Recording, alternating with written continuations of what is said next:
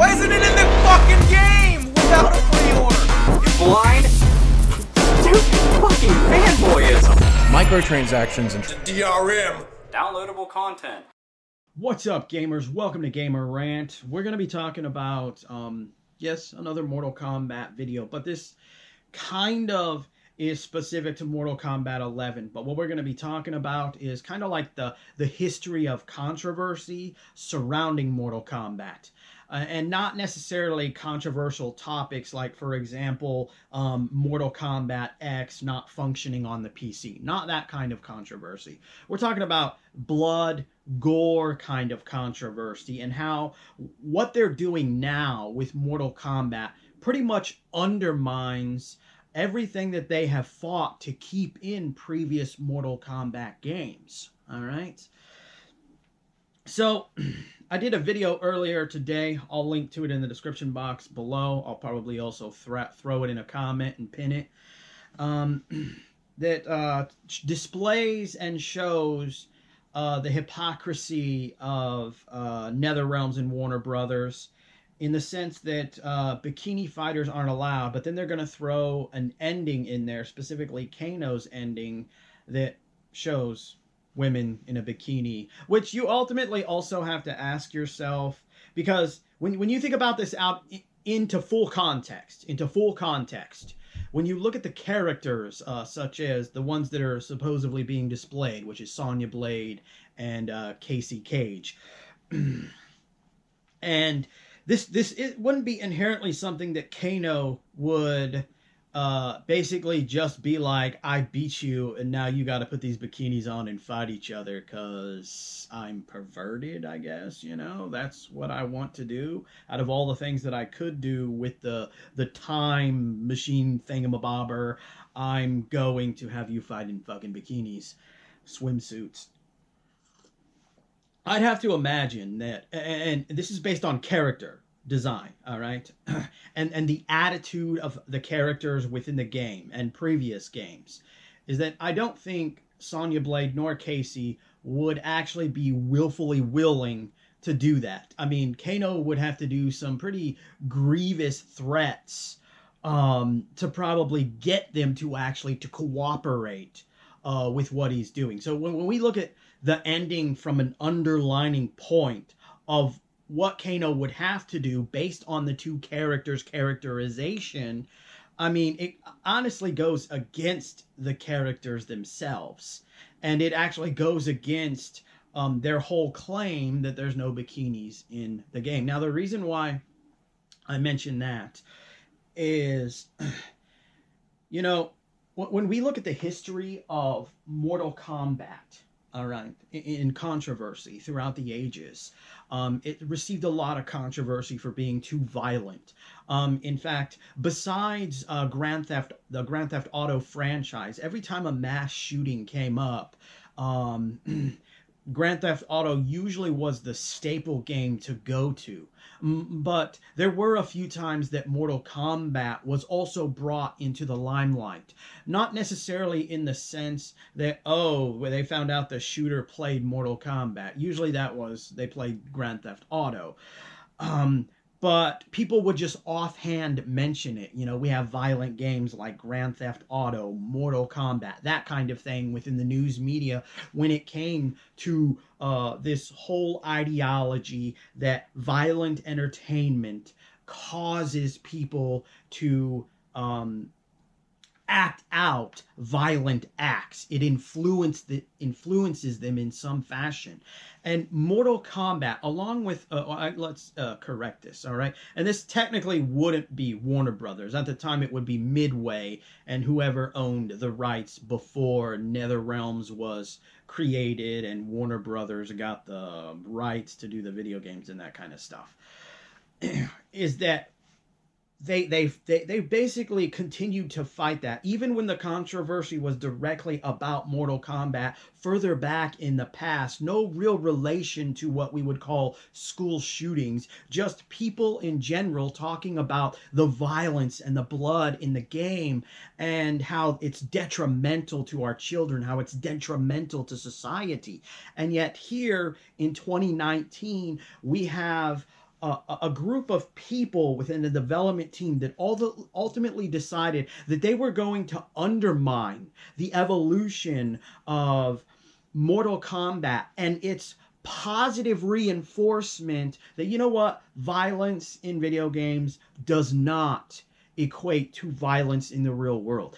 I mean, this would be like GTA, Rockstar, undermining everything that they fought for to keep in a Grand Theft Auto game, and then they start censoring themselves because they want to be more mature and respectful. And yet, they would ultimately fail. How that undermines their whole message from the very beginning.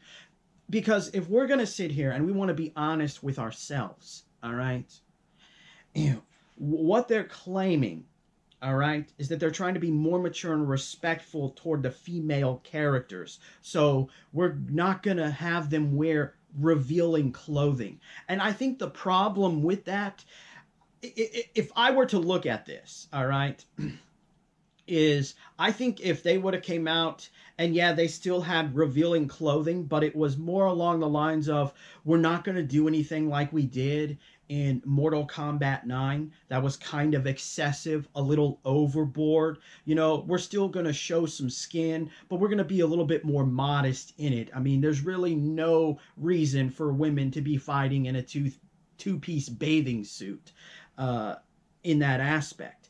I think that most people could agree with that. And that's simply because when you look at the design, and yes, we're talking about the design, you'll take note that I'm not referring to it as sexualizing the characters, but the overall design of some of the female characters' outfits in Mortal Kombat 9 was ridiculous within of itself. But yet, they want to sit here and they want to just completely remove it, which ironically, when you look at previous Mortal Kombat games, I have another video.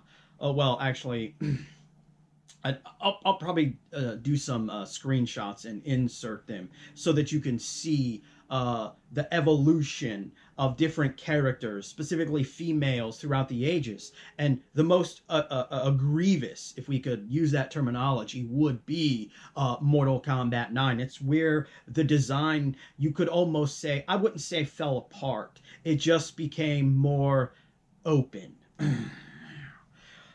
But this whole thing undermines the entire history of Mortal Kombat, that, you know what, blood and violence is okay in video games. It doesn't affect people in that manner. But now they're going against that grain to say that, well, these fictional characters revealing skin or revealing too much skin undermines real females, because somehow it's going to influence young boys or men to look at women in a sexual way. And I will just point out that it doesn't matter what a woman wears. They can still be sexualized. Same concept with a man. It doesn't matter what a man wears or doesn't wear. They can still be sexualized. Because I think what ultimately people fail to realize is that we're talking about individuals that if they find something attractive, all right, well, be it a man finds a woman attractive or a woman finds a man attractive, all right, there is nothing to say that their own imagination is going to go in the gutter. They're going to have some kind of sexual thought. And like I said, it doesn't matter what you wear. But this whole scenario undermines the history, not just the history of Mortal Kombat fighting against the ideology that violence in video games is detrimental to reality, but it undermines that same thing that every other developer that has somehow been in the limelight of controversy, such as Grand Theft Auto games, you're now undermining those types of games and yourself by literally stating, well, you know, maybe the fictional reality does affect the real world. And you ultimately, once again, you know, who who are we to say what a woman can and can't wear? Be that fictional or be that real women? Because that's ultimately the message you're trying to give out to people, is that women are dainty, they need to be protected. One way that they should protect themselves is by wearing more clothes, because people won't see them as a sex object. But the reality of it is, like I've already stated, both men and women can see the opposite sex in a sexual way, regardless of what that individual is wearing. So overall, this whole thing just massively undermines everything that developing companies fought for when it comes to that what is in our game doesn't affect the real world. Because the real world is based on people, and people make right and wrong decisions. A game, an inanimate object, can't influence them to do that, because they're themselves making the choice, making the decision. Anyway, I just wanted to put that out there. I hope you enjoyed this video in some fashion or form. And remember, gamers, if you're not voicing your thoughts and concerns about the ridiculousness that developers do to their games and how they want to destroy their own positive message, especially whether it's in gaming or just entertainment itself, or even outside the context of entertainment, you might be a part of the motherfucking problem.